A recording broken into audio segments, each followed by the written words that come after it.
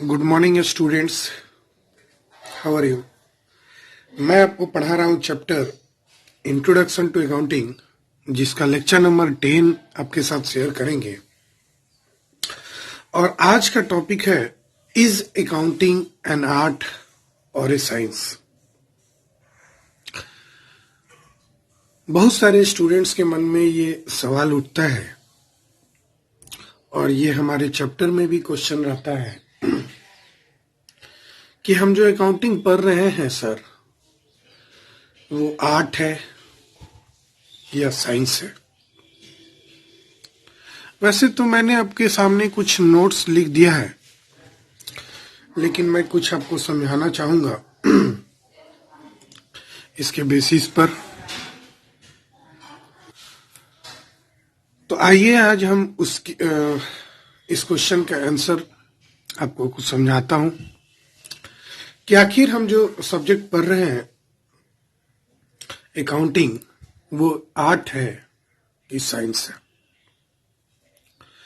बच्चे जैसे कि आप जानते होंगे साइंस क्या होता है, क्लास 10 तक आपने पढ़ा होगा, और आर्ट्स भी क्लास 10 तक आपने पढ़ा होगा, हिस्ट्री, सिविक्स, ज्योग्राफी वगैरह। साइंस में भी फिजिक्स, केमिस्ट्री, बायोलॉजी, ये तीनों चीज आपने पढ़ा होगा। आपने डिफिनीशन भी पढ़ा होगा साइंस किसे कहते हैं। आइए जरा हम लोग समझते हैं कि हमारा जो अकाउंटिंग है वो आर्ट है कि साइंस है। बच्चे जैसे आप 10th पास करते हैं, 11th में जाते हैं, आपको 3 स्ट्रीम मिलता है। एक आर्ट होता है, एक कॉमर्स होता है, एक साइंस होता है। लगभग सारे स्कूलों में ये व्यवस्था होती है। जिन बच्चों को आर्ट्स लेना है वो आर्ट स्ट्रीम चूज करता है, जिनको कॉमर्स लेना है वो कॉमर्स स्ट्रीम चूज करता है, और जिसको साइंस लेना है वो साइंस स्ट्रीम को चूज करता है। इसको चूज करने के पीछे भी एक बहुत बड़ा लॉजिक छुपा हुआ रहता है। यूं बोलो, एक मजेदार कहानी है इसके पीछे कि भाई जो बच्चा बहुत तेज होता है, उसके माता पिता, उसके रिलेटिव्स, उसके पड़ोसी उसको सजेशन देना शुरू कर देते हैं कि बच्चे तुम साइंस ले लो, तुम्हारा कैरियर इसी में बनेगा और तुम अच्छा कैरियर बना सकते हो। परसेप्शन, लोगों का मानना है ऐसा कि साइंस वाला स्टूडेंट बड़ा होके बड़ा नाम करेगा। जो कम पढ़ने वाले होते हैं, जो एकदम कम पढ़ने वाले होते हैं, वो आर्ट्स ले लेते हैं। अब इसके पीछे एक मजेदार किस्सा है। जरा पढ़ाने से पहले मैं आपके साथ कुछ किस्सा शेयर करना चाहता हूं। जो साइंस वाले स्टूडेंट हैं, मतलब जिन बच्चों को 90 प्लस 100% बोलो तो 105% वगैरह मतलब जिनको बहुत अच्छा परसेंटेज आता है वो साइंस चूज कर लेते हैं। जिनको जरा कम आता है वो आर्ट्स ले लेते हैं, और साइंस लेके वो बड़े होके वैज्ञानिक, डॉक्टर, इंजीनियर, साइंटिस्ट वगैरह बनते हैं। जो आर्ट्स लेते हैं, जो जरा कम पढ़े लिखे रहते हैं, वो आईएएस वगैरह बनते हैं, आईपीएस वगैरह बनते हैं, और ये डॉक्टर, इंजीनियर को कंट्रोल करना शुरू कर देते हैं। ठीक है। और जो बच्चे कॉमर्स लेते हैं वो भविष्य में एमबीए वगैरह करके बड़ी बड़ी कंपनियां को चलाते हैं, और फिर इन लोगों को मैनेज भी करते हैं। और जो इन सभी से भी कम पढ़ने वाले हैं, यूं बोलो तो एकदम क्लास के सबसे कमजोर बच्चे होते हैं, जिनको पढ़ने लिखने से कोई मतलब नहीं होता है, वो बड़ा होके पॉलिटिक्स ज्वाइन कर लेता है और बस पॉलिटिक्स ज्वाइन करने के बाद कोई बड़ा पॉलिटिशियन बन गया। और इन सभी को IAS, IPS, doctor, engineer, MBA, इन सबको लगता है मैनेज करने। और बच्चा जो क्लास का एकदम भूसकोल विद्यार्थी जिसको लोग बोलता है, जो एकदम क्लास में निकम्मा होते हैं, वो बड़े होके बाबा जी बन जाते हैं। क्या बन जाते हैं? बाबा जी बन जाते हैं। और बाबा जी बनने के बाद पॉलिटिशियन वगैरह को भी कंट्रोल करना शुरू कर देते हैं। अब इसका मतलब ये हुआ कि जो सबसे एकदम नहीं पढ़ने वाला गया गुजरा स्टूडेंट है, वही सबको कंट्रोल करता है। ये मैं नहीं कर रहा हूं, ये कहानी है भाई। मैं ऐसा नहीं कर रहा हूं कि यहाँ पे पढ़ना नहीं है, मेरी बातों को सीरियस नहीं लेना, बस ये जोक है एक। मैंने किसी प्रवचन वगैरह में ऐसा सुना था, कहीं आर्टिकल वगैरह, मजेदार आर्टिकल मैंने पढ़ा था जो हम आपके साथ शेयर किए हैं। मतलब इनके अनुसार तो आप एकदम निकम्मा हो जाओ और बड़े होके इन लोगों को कंट्रोल करो। भाई ऐसा नहीं करना, पढ़ना तो पड़ेगा ही। खैर, ये तो हो गई बाबा जी की बात। आते हैं जरा अपने टॉपिक पर। हमारा जो टॉपिक है ना बच्चे, वो है कि अकाउंटिंग आर्ट्स है कि साइंस है।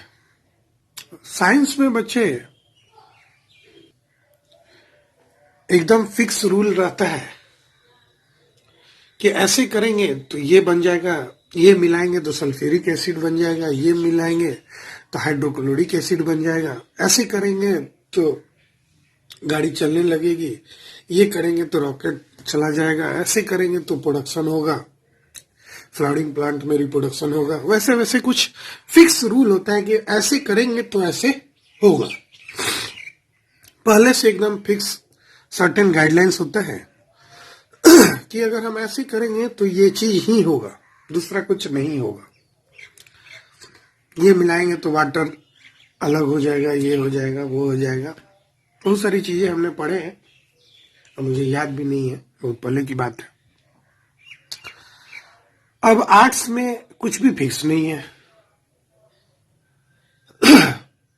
अगर हम बात करें आर्ट्स में हिस्ट्री का, तो कोई हिस्ट्री में लिख के चला जाता है कि ये राजा महान था, कोई आता है उसकी बातों को काट देता है, नहीं नहीं वो महान बेवकूफ राजा था। कोई और आता है उसके बारे में कुछ और कह के चला जाता है, बड़ा योद्धा था। कोई कह देता है नहीं नहीं वो बहुत कायर था, डरपोक था। तो आर्ट्स में कुछ भी फिक्स नहीं है बच्चे, साइंस में तो फिक्स है, एक सर्टेन गाइडलाइंस है। आर्ट्स में कुछ भी फिक्स नहीं है, अपने मन से अपनी विचार को लोग बोल देते हैं। अगर हम बात करें पेंटिंग की, तो पेंटिंग बनाने वाला भी बहुत बार ये नहीं जानता है कि आखिर हम पेंटिंग कैसे बनाए हैं। जैसे फॉर एग्जाम्पल, अगर वो हाथी का पेंटिंग बना दे और लोग समझ जाए कि वो हाथी है, तब तो लोग मानता है कि नहीं नहीं ये तो हाथ पेंटिंग अच्छा है ही नहीं। पेंटिंग तो तब अच्छा होता है जब लोगों को पता ही नहीं चले पेंटिंग देखकर कि वो हाथी है। उसको लोग अपने अपने विचारों से लोग बताने लगे कि ये ऐसे है इसलिए ये हाथी है, वगैरह वगैरह।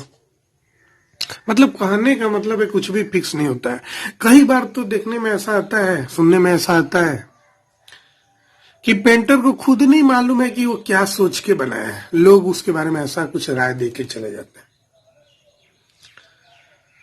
बहुत सारे इतिहासकार, बहुत सारे लेखक कुछ लिख के चले गए, आज भी उस पे लोग बातचीत करते रहता है कि वो लेखक ये सोच के बोला था, कोई बोलता है ये सोच के बोला था। मतलब बहुत सारे मतभेद है। ऊपर स्वर्गलोक में या नर्कलोक जो भी वो लिखा गया है, वहां से बैठ के वो गाली देते रहता है, अरे मैंने तो ये सोच के लिखा ही नहीं, ये लोग कुछ और सोच रहे हैं मेरे बारे में। मतलब कहने का मतलब है कि यहाँ कुछ भी फिक्स नहीं है। तो जहां कुछ भी फिक्स नहीं है, अपनी अपनी विचारे हैं, अपनी अपनी राय हैं, उसको बोलते हैं आर्ट्स। हमारा जो कॉमर्स है बच्चे, जो हम अकाउंटिंग करते हैं, उसमें कुछ आर्ट्स से भी ले लिया गया है, कुछ साइंस से भी ले लिया गया है, और दोनों को मिला के बनाया गया है कि यहाँ पे फिक्स रूल है कि इसको फॉलो करेंगे तो ये होगा। अब रूल को कैसे फॉलो करना है वो डिपेंड करता है। अभी तो हम पूरे डिटेल में नहीं बताना चाहते हैं, लेकिन फिर भी एक एग्जांपल ले लेते हैं। जैसे मान लेते हैं हम कोई एसेट्स परचेस करते हैं, कोई संपत्ति खरीदते हैं। लेट्स हम लोग कार खरीदे। अब कार का एक फिक्स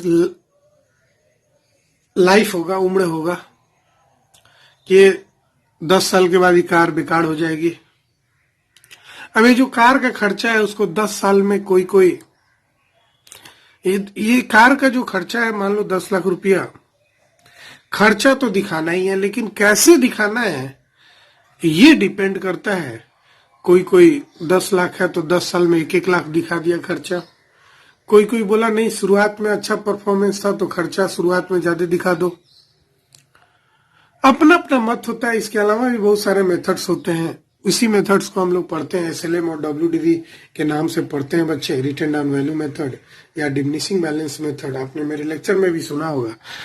डिप्रिसिएशन कैलकुलेट करने का ये सब मेथड है। खैर, तो साइंस कैसे हुआ और आर्ट्स कैसे हुआ, जरा ध्यान से समझते हैं।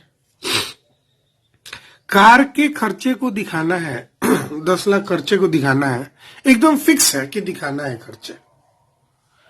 तो एक तो एकदम रिजिड हो गया कि करना ही है तो करना ही है, तो ये साइंस हो गया। लेकिन इस खर्चे को किस साल कितना दिखाना है ये डिपेंड करता है पर्सनल परसेप्शनल पे, पर्सनल बातों पे, अकाउंटेंट के पर्सनल सोच पे डिपेंड करता है कि कौन सा अकाउंटेंट कौन सा मेथड को फॉलो करे। डिफरेंट ऑर्गेनाइजेशन के अपने अपने मत होते हैं, अपने अकॉर्डिंगली उसको कैलकुलेट करते हैं, दिखाते हैं खर्चे को। अब 10 लाख दिखाना फिक्स है तो ये साइंस है, लेकिन 10 लाख को कैसे दिखाना है ये फिक्स नहीं है। एक और एग्जांपल ले लो, जरा हटके, पढ़ाई से हटके ले लो। चलो हम पूछते हैं आपसे एक क्वेश्चन। मूवी वगैरह तो आप बहुत देखते होंगे, आशा करते हैं कि केवल टिकटॉक देखते हैं, पता नहीं आप क्या देखते हैं। लेकिन अगर हम आपसे पूछे बच्चे कि अभी आपका फेवरेट एक्टर कौन है, बताओ जरा मुझे रिस्पॉन्स सुनना है कि आपकी फेवरेट एक्टर 2020 का आखिर है कौन। शाहरुख खान है, सलमान खान है, ऋतिक रोशन है, अक्षय कुमार है, संजय दत्त है कि अजय देवगन है, पता नहीं नए नए बहुत सारे और एक्टर्स हैं। तो इनमें से आपका बेस्ट एक्टर कौन है? तो आप अपना अपना जजमेंट बताएंगे। कोई कहेगा मुझे ऋतिक रोशन पसंद है, कोई कहेगा मुझे अक्षय कुमार पसंद है, कोई सलमान खान पसंद है, कोई टाइगर श्रॉफ को पसंद करता होगा जो नए पीढ़ी के होंगे, कोई विदित जम्वाल को पसंद करता होगा। अपनी अपनी यह सोच है कि कौन सा एक्टर किसको कौन सा पसंद है। लेकिन अगर वहां पे फिक्स कर दिया जाए कि सबसे ज्यादा अर्निंग जिन्होंने किया है 2019 में, चलो अभी तो 20 चल रहा है, वही सबसे सफल अभिनेता माना जाएगा, तो वहां पे बात बन के आएगी कि अक्षय कुमार जो है ना बच्चे, उनकी मूवी बहुत अच्छा करती है, बिजनेस बॉक्स ऑफिस पे अच्छा कलेक्शन करती है। वो साल में 4 मूवी बनाते हैं, चारों हिट करता है, चारों से इतना कमा लेते हैं। जितना कोई और हीरो उतना नहीं कमा सकता है, मतलब उनकी फिल्म बहुत ज्यादा अर्निंग करती है।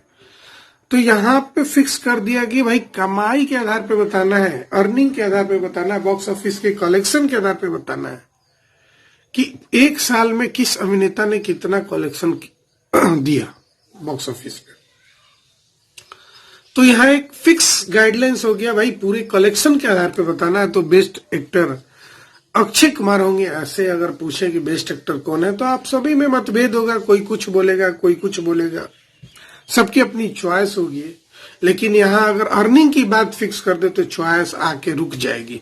गाड़ी कहाँ पे रुक जाएगी? अक्षय कुमार पे, क्योंकि अक्षय कुमार 2019 में सबसे ज्यादा कमाई किए थे, कमाई करने वाले एक्टर थे फिल्म से।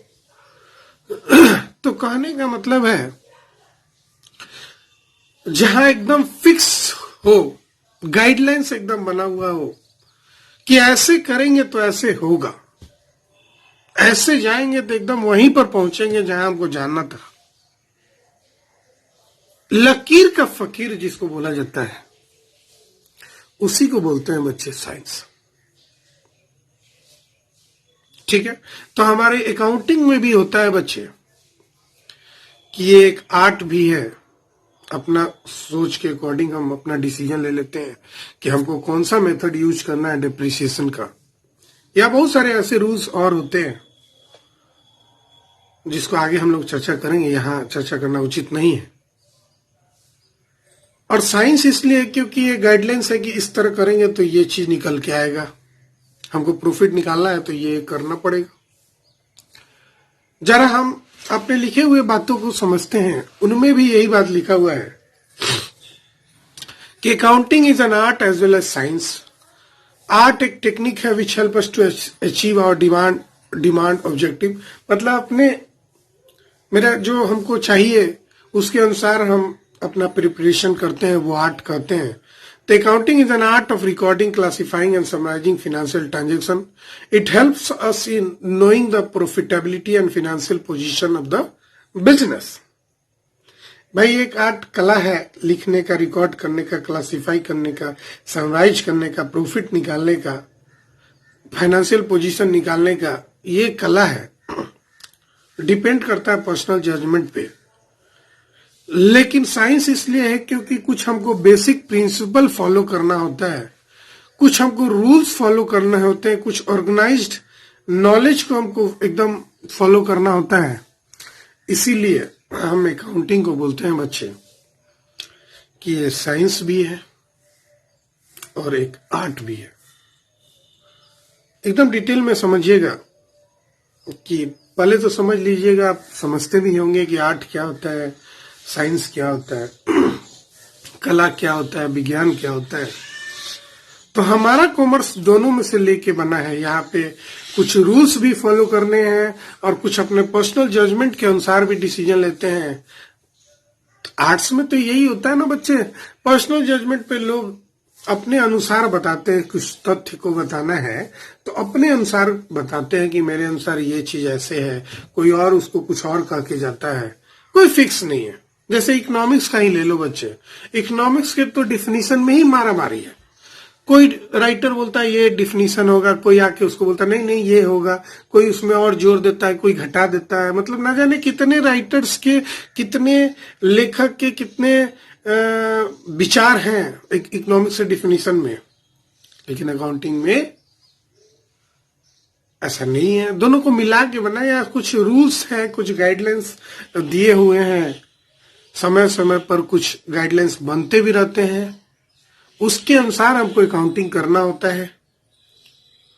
तो जब रूल्स फॉलो करने लगे, जब सर्टेन प्रिंसिपल फॉलो करने लगे, तो वो अकाउंटिंग हो जाता है। और वहां पे बहुत सारे वैरायटी ऑप्शन है चूज करने का, हम ऐसे कर सकते हैं, वो आर्ट्स हो गया, कला हो गया, बोल सकते हो। अकाउंटिंग करने का भी कला हो गया, दोनों तरह से समझ सकते हैं। ठीक है बच्चे, आते हैं अब आगे नेक्स्ट टॉपिक में हम लोग आएंगे नेक्स्ट लेक्चर में। बाय। प्लीज लाइक करते रहना मेरे लेक्चर को, थोड़ा मोटिवेट होता हूं।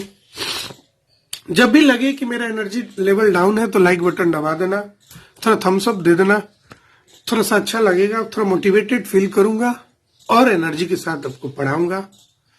मजा आया बच्चे? Bye bye. Please like, share and subscribe my YouTube channel Accounts Boss. Thank you all of